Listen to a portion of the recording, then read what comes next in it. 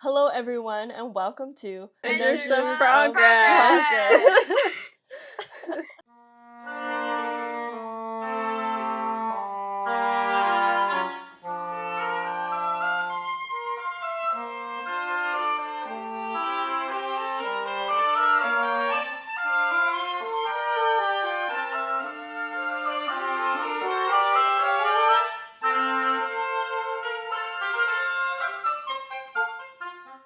In this episode, we will be introducing you to the famous tone poem Don Juan by German composer Richard Strauss.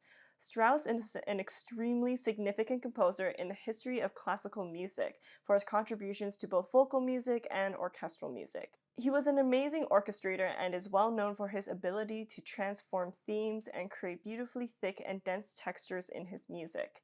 He paved the way for the modernist movement in music at the turn of the century and pushed musical boundaries his entire life. Let's start off by diving into Strauss's personal history and the world that he grew up and made music in.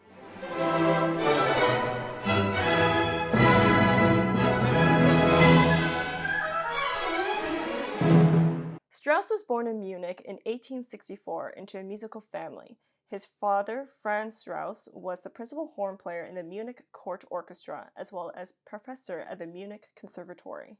Strauss had a comfortable bourgeois upbringing and began musical training very early. He started with piano at age 4, wrote his first piece, which was A Christmas Carol, at 6, began studying violin at age 8, and started studying composition at age 11. By this point in history, Germany was a powerful nation with a great deal of land, strong literacy in the population, and a booming economy. It surpassed France in steel production and became an industrial giant second only to the United States. Germany's railway systems were also expanding at this time. Around 1,000 new businesses were created and the population began to invest in stocks. So early on in Strauss's life, his country became a global powerhouse and he grew up in this optimistic, strong society.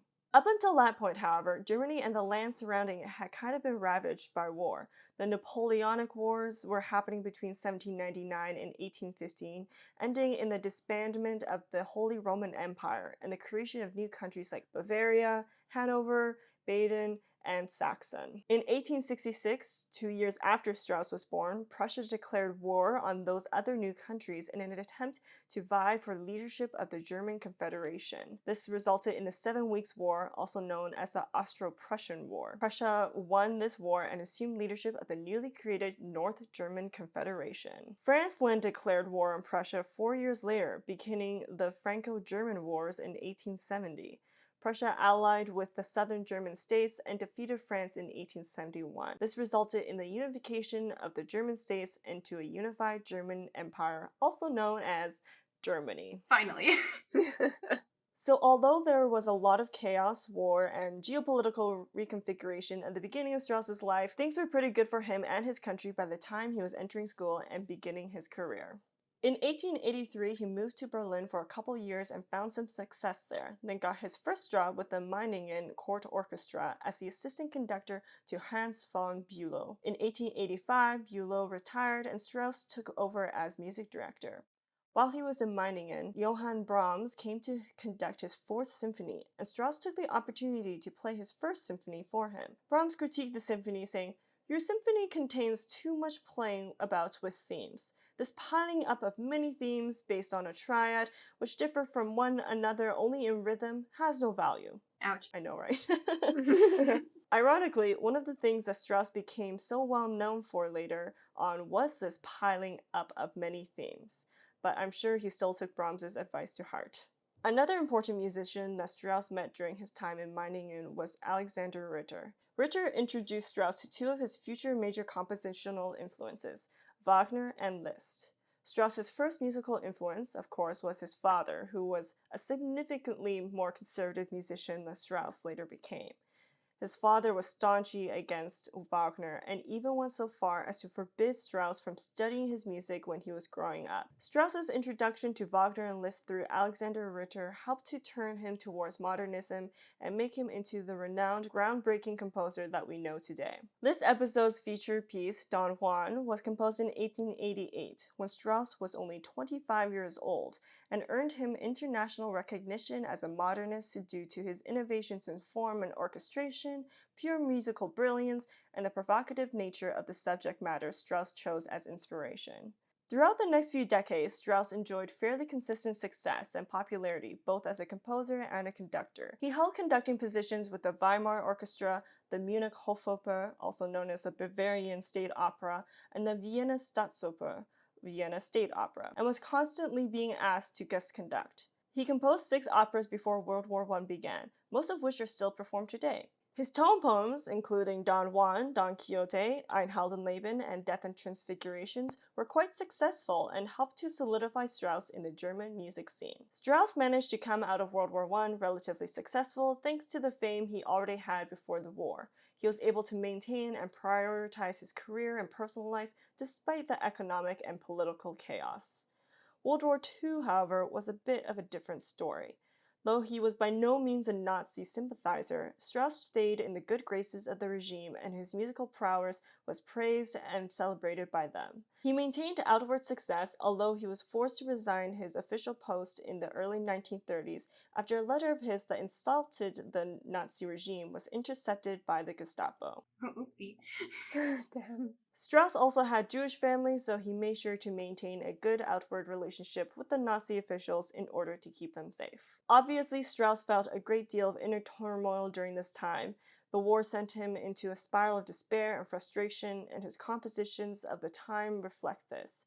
After the war, he withdrew increasingly. His Metamorphosin for 23 strings, written in 1945, is a moving testament to the resignation he was experiencing. Another significant piece that he wrote following the war is his Oboe Concerto, also written in 1945. The concerto was inspired by American oboist John Delancey, who visited Strauss while serving in the military overseas. Strauss passed away 4 years after the end of the war in 1949 at the age of 85.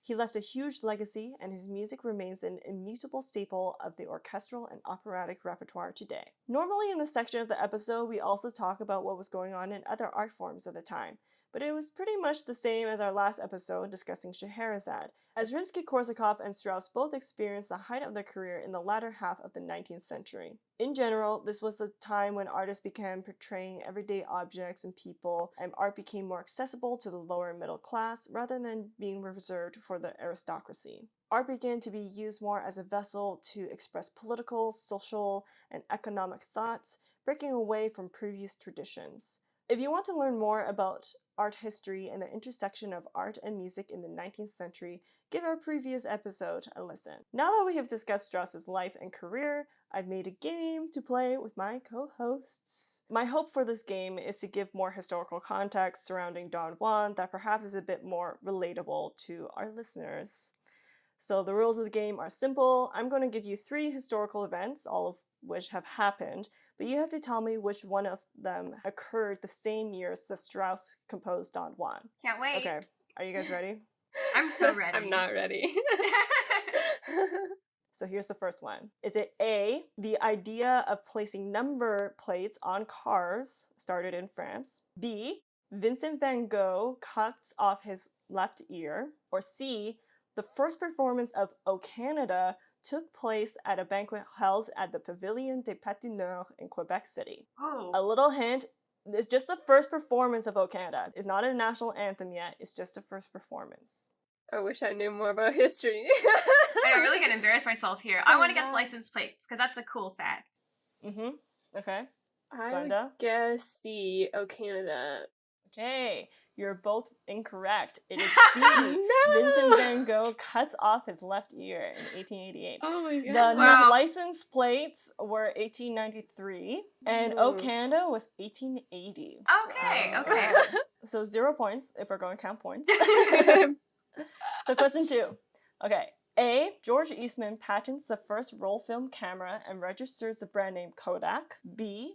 Tchaikovsky's The Nutcracker Ballet is premiered. C. The first international figure skating tournament is held in New Haven, Connecticut. I'm gonna go with A again. Okay. Yeah, I feel like A somehow. You're getting the vibe? Yeah, that's We're the on the vibe same I'm wavelength. getting. We're Not sure okay. why. We're psychically linked. Well, you are correct. Hey! It is That would have been A. embarrassing if we were Oh my both. God. Nutcracker Ballet was 1892, and the first international figure skating tournament was 1914. Oh, okay. Okay. I thought it might have been Interesting. earlier. Wow. There you go. The more you know. Question 3. Is it A. Little Women by Louisa May Alcott is published in America by Roberts Brothers of Boston? B. The canonical 5 murders of Jack the Ripper occurred? Or C. U.S. President Abraham Lincoln is shot in the head by John Wilkes Booth? Huh. Just to make it clear, if you're listening and you're American, we are Canadian, so if we don't know that, don't make fun Yeah. of us. Oh my God, Yeah. really showing our nationality. Okay, I'm guessing Jack the Ripper. Yeah, let's go with I don't know, C. Yeah. Emily is correct. It is Damn. Jack the Ripper. Yeah. Awesome. Okay, Emily has 2 points. Ooh. Glenda, you've got 1. Question 4. Is it A. The first National Women's Rights Convention met in Brindley Hall in Worcester, Massachusetts? Emma, novel by Jane Austen, is published by John Murray in London? Or C. Thomas Edison files a patent for the optical phonograph, also known as the first movie. And this is just a patent, not just when the movie came out. The patent. I'm guessing B. I think it's Emma. I'm gonna go with C because I feel like video and like the photographs are closely linked in time. So I don't know, maybe. Well, you are correct, Glenda. Oh, It is C. Emma, the novel, was published in 1815. Oops. Oh, that's old.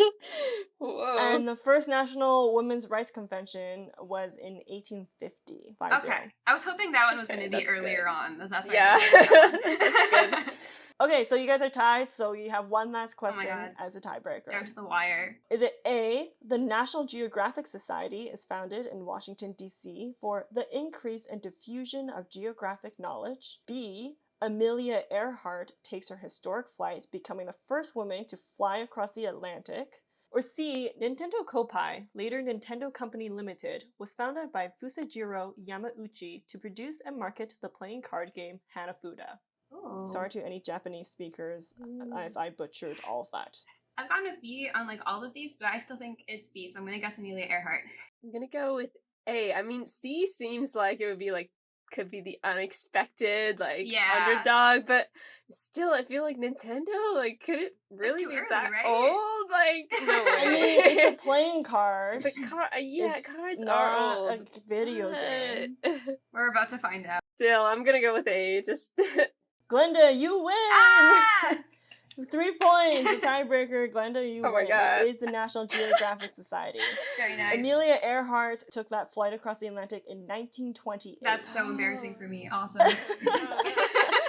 But the Nintendo fact is actually, it was tricky because it's only 1889. 89. So it's only a year later. What? Oh my So, god. That's There you go. There's cool. my fun game for you guys. Interesting. Oh my god. Wow. You learn something Puts new into every day. perspective what the whole world was doing outside of, Germany and Mhm. Strauss's life. Let us know if you guys played along and what your score was. Please make fun of me in the comments for knowing nothing about Oh. history. Mm. And now I'll pass it off to Emily to take us through a deep dive into the musical characteristics and story of Don Juan.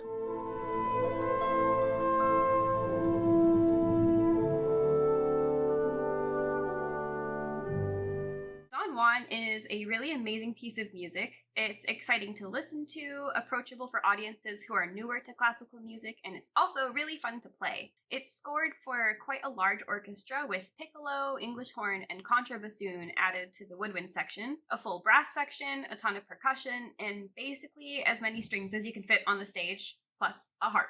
The inspiration for this piece is the story of this fictional character, Don Juan, also known as Don Giovanni, who basically just gallivants around the Spanish/Italian countryside, seducing women wherever he goes. The specific version of the story that Strauss took as inspiration for his piece is Don Juan's Ende, which is a play that is further based on the version of the Don Juan story by poet Nicholas Lanau. The basic story of Don Juan is fairly simple. He is a proud and wealthy man who has literally one thing on his mind, which is seducing every woman he can find. He also goes around fighting and gambling as a rich, obnoxious man would, and in the end he dies, often going to hell. In Strauss's version, Don Juan goes about his various adventures for a while, having a few romantic interludes and a few brazen encounters during his travels. Then he encounters one specific woman who's a little bit more special, makes her dad really mad, and then he eventually kills Don Juan in a duel. Don Juan, the piece, is a prime example of romantic programmatic music, with romantic here meaning both the period/style of music and the narrative content. If you listened to our last episode, you'll already be familiar with programmatic music, but here is a brief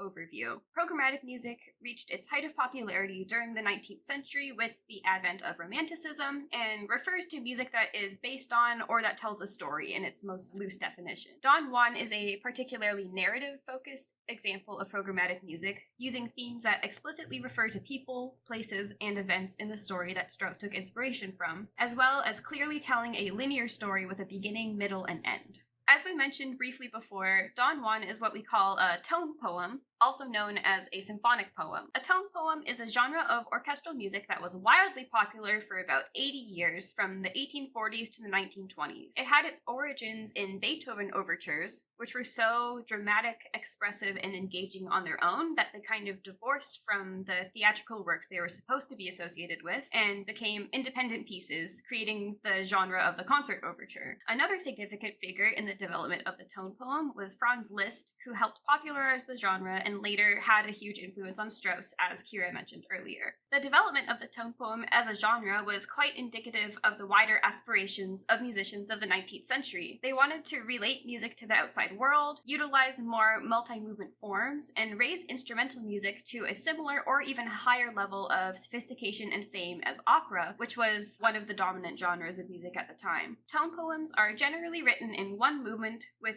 recurring themes that are altered throughout to tell the story. They tend to follow a more explicit narrative and refer more clearly to an unambiguous series of events and characters, although there are notable exceptions to this, including Liszt, who composed in a more poetic style rather than aiming for literal description of characters and events through the music. The tone poem craze reached a huge amount of significant composers in the 19th and early 20th centuries all over Europe. In Russia, the chief symphonic poem composers were Les Cinq, a group of 5 composers that worked closely together and aimed to create a Russian national style of music. We also talked about them quite a bit in our last episode. Tchaikovsky was another symphonic poem composer, and he was considered to have created very sophisticated and elevated versions of the symphonic poem. Rachmaninoff, Stravinsky, Scriabin, and Shostakovich all wrote significant tone poems as well, so lots going on in Russia. In France, significant composers of tone poems included César Franck, Saint-Saëns, Debussy, Paul Dukas, and Ravel, although the French style of tone poem was more decorative than descriptive. In Germany, Strauss was really the only significant composer of tone poems. At the time, Wagner and Brahms were dominating the musical scene of Germany, and neither of them wrote tone poems, so the genre never took off quite as much there, although that did mean that Strauss enjoyed even more popularity as the only main producer of tone poems. In fact, while Liszt is considered to be one of the originators of the tone poem as a genre, Strauss's works are considered to be the pinnacle of the genre. He referred to them specifically as tone poems, Tondichtungen in German, instead of symphonic poems, to avoid associating his pieces with symphonic music, because he wanted it to be recognized as a separate genre. I had no idea these other composers did symphonic poems. But I guess what is the difference between symphonic poem and a tone poem? Based on what I could find, I think they're pretty much interchangeable. It mostly seemed that when people choose to refer to them as tone poems, it's specifically to avoid associations with the symphony, because they don't want it to be considered on the same level as that. But as far as I can tell, it's the same other than that. Okay, so it's essentially just Strauss being we're doing something slightly different. We're not necessarily following the same symphonic form of composition in this, so we're calling it a tone poem. Yeah, I think so. I guess especially that would make sense if he was kind of trying to go up against Brahms, because Brahms' symphonies are so well known and famous, so maybe he was this is not that. Okay. A major identifying element of Strauss's music is his ability to transform themes and create a thickly woven orchestral texture using multiple of his themes at the same time, with expert counterpoint and orchestration. There are a few common themes of his tone poems, all of which are found at some place in Don Juan. The first common element is a main theme that is simple in presentation but very descriptive and expressive. In Don Juan, one of the main themes is this heroic horn call that is heard about halfway through the piece in this glorious moment following a quieter, simple, romantic section.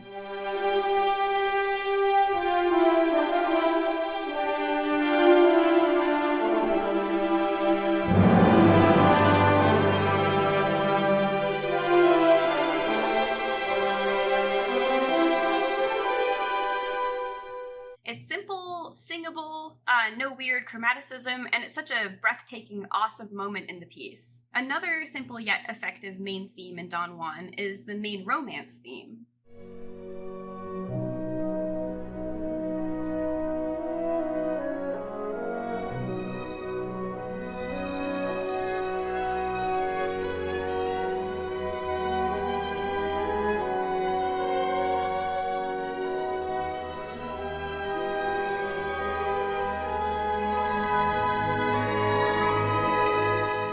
About that upward sweeping major sixth just sounds so innately romantic, and yet it's such a simple melody.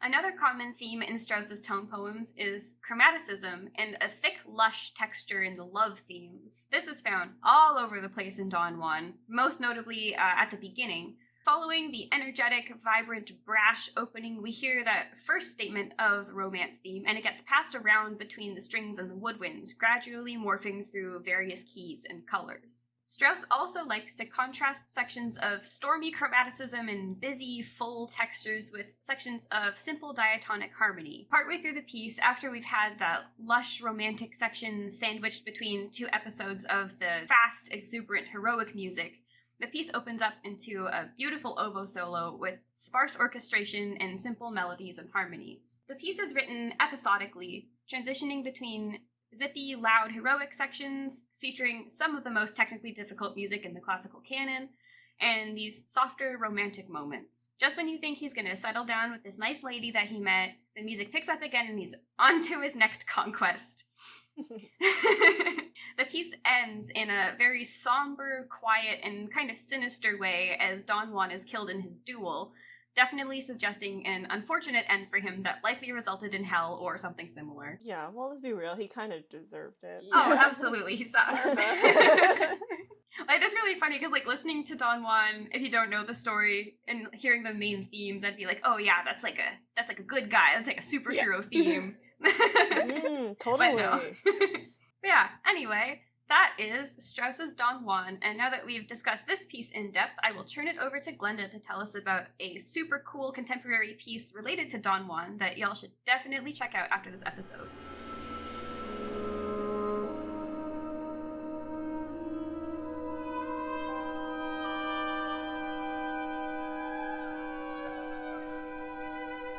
So the contemporary piece that we chose to pair with Don Juan for this episode is called Dark Nights, Bright Stars, Vast Universe by Canadian composer Kelly Marie Murphy. She was commissioned to write this piece for the National Arts Centre Orchestra this year, and the piece was premiered on November 23rd. You can still watch the live stream of this performance on the National Arts Centre website, which we will link in the description. Kelly Marie Murphy was born in Italy and grew up in Canada.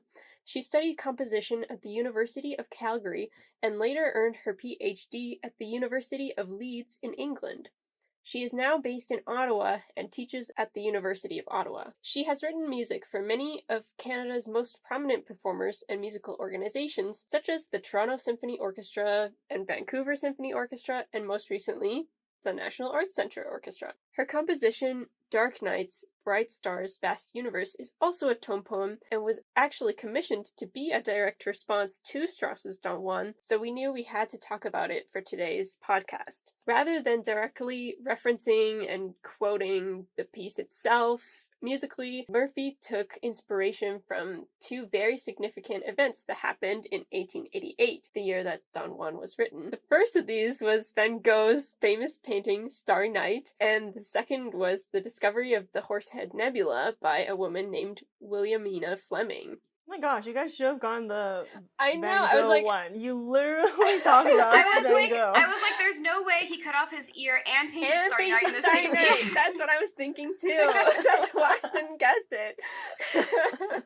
Murphy decided to focus especially on Fleming's discovery, even saying in her program note that Fleming's life became the source of inspiration for her piece. Williamina Fleming was Scottish, and she moved to Boston when she was 21, where she then became an astronomer kind of through coincidence. She also became a single mother after her husband abandoned her after they arrived in America, and she was still pregnant with the child. Hold on, he came with her from Scotland and then decided to leave. Yeah. Very Wow. unfortunate. So it's kind of an interesting life story. You could say that her life is sort of this female perspective to the tale of Don Juan, getting abandoned by men. Fleming never remarried, and instead of searching for love like Don Juan was doing, she found purpose in her life by searching for stars in the sky. And she also furthered the field of astronomy while also advocating for women to be employed and recognized in science. She was part of a group of women called the Harvard Computers, who worked to process data such as measuring brightness, positions, and colors of stars, and many other things. They published lots of articles and figured out ways of classifying stars that are still used today. So I think that the most clear thematic link between these pieces is that they both have very strong dramatic elements when listening to them. There's a lot of emotions, from confident sounding themes to uncertainty, and both pieces definitely allude to that never-ending search for something greater. And of course, there's a great sense of romance and beauty captured by melodic writing in both pieces. There is a fairly prominent oboe solo in Murphy's piece, just like in Don Juan, but she also gives other instruments their time to shine as well, most notably in the flute and piccolo and cello towards the end of the piece. I think it's very interesting, too, to think of how stars are often seen in our society as a symbol of celestial beauty that is beyond our worldly comprehension, kind of like this ideal woman that Don Juan was maybe searching for and never found.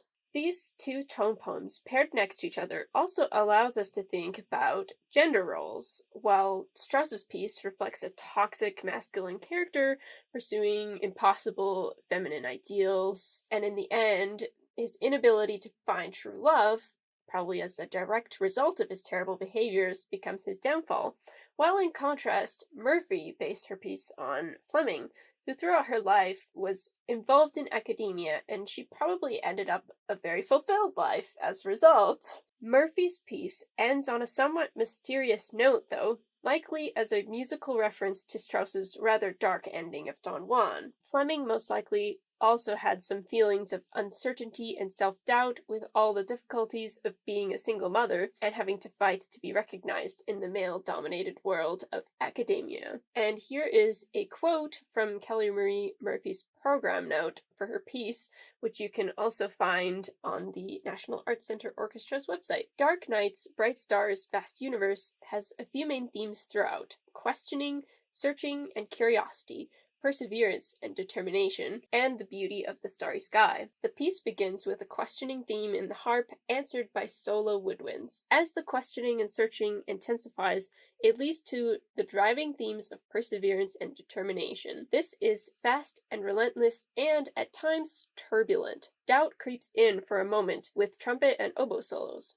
Gradually, confidence and strength are regained, and a calm focus is revealed with a brass chorale. The main theme of perseverance returns, eventually leading to success and discovery. Throughout the piece, we are aware of the stars, shining, calling, guiding.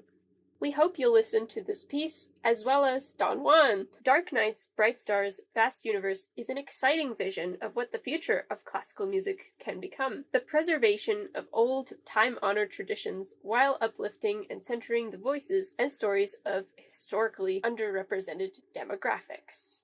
Thank you so much for listening. If you haven't already, please go give us a follow on Instagram at Measures of Progress Pod. If you liked this episode, please share it with your friends and like and follow our show wherever you find your podcasts. If you have questions, comments, or suggestions for future episodes, feel free to send us an email at measuresofprogress@gmail.com or DM us on Instagram. Special thanks to Taryn Plamondon for our amazing theme music. His Instagram and website are linked in the description. Go check him out. And be sure to tune in next episode for some French Impressionist music about the sea.